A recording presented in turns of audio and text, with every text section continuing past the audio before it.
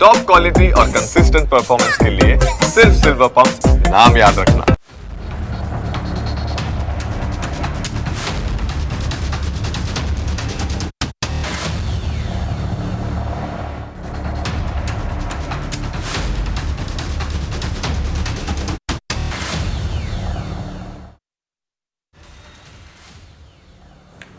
Break બાદ આપનું ફરી સ્વાગત છે.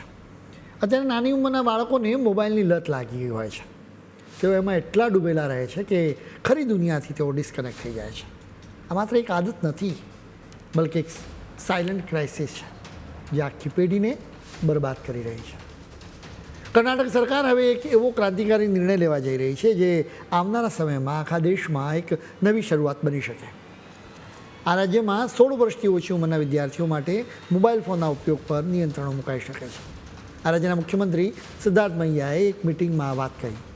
તેમણે કહ્યું કે ઓસ્ટ્રેલિયા અને કેટલાક યુરોપિયન દેશોની જેમ અમે પણ 16 વર્ષથી ઓછી ઉંમરના બાળકો માટે મોબાઈલના ઉપયોગ પર પ્રતિબંધ મૂકવા માટે વિચારી રહ્યા છે. આજના યુગની આ એક કડવી વાસ્તવિકતા છે કે જે બાળકોના હાથમાં પુસ્તકો હોવા જોઈએ ત્યાં આજે સ્માર્ટફોન આવી ગયા છે.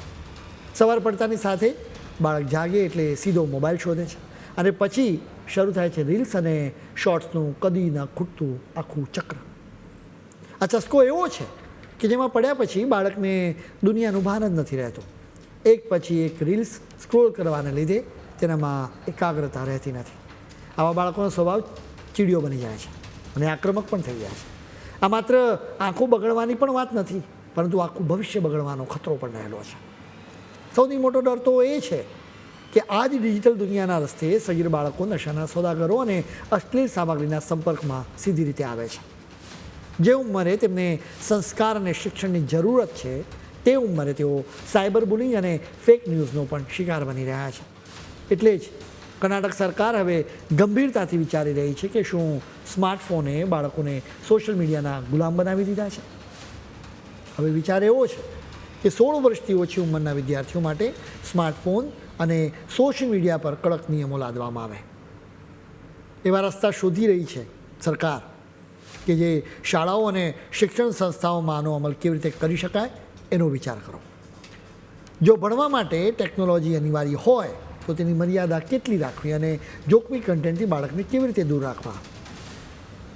હવે સિદ્ધાર્થ મૈયાએ સરકારી યુનિવર્સિટીઓના વાઇસ ચાન્સેલરો સાથેની બેઠકમાં આ આખો મુદ્દો ઉઠાવ્યો.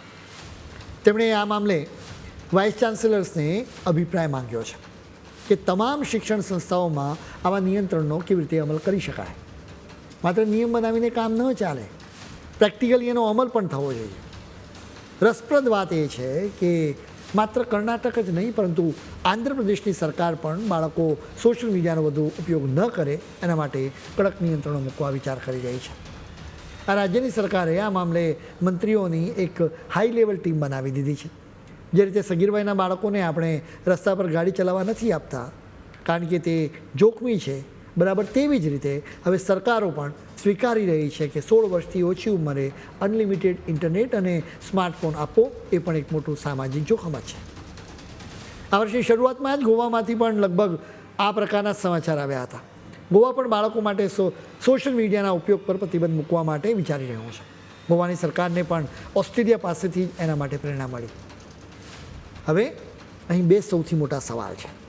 પહેલો સવાલ એ છે કે શું રાજ્યો આ રીતે પ્રતિબંધો મૂકી શકે ખરા? ભારતમાં ઇન્ટરનેટ, સોશિયલ મીડિયા અને ડિજિટલ પ્લેટફોર્મ્સનું નિયમન કેન્દ્ર સરકારના અધિકાર ક્ષેત્રમાં આવે. આ બધા મામલા કેન્દ્ર સરકાર હસ્તક છે, એટલે રાજ્ય સરકારો સીધા પ્રતિબંધો ન જ મૂકી શકે.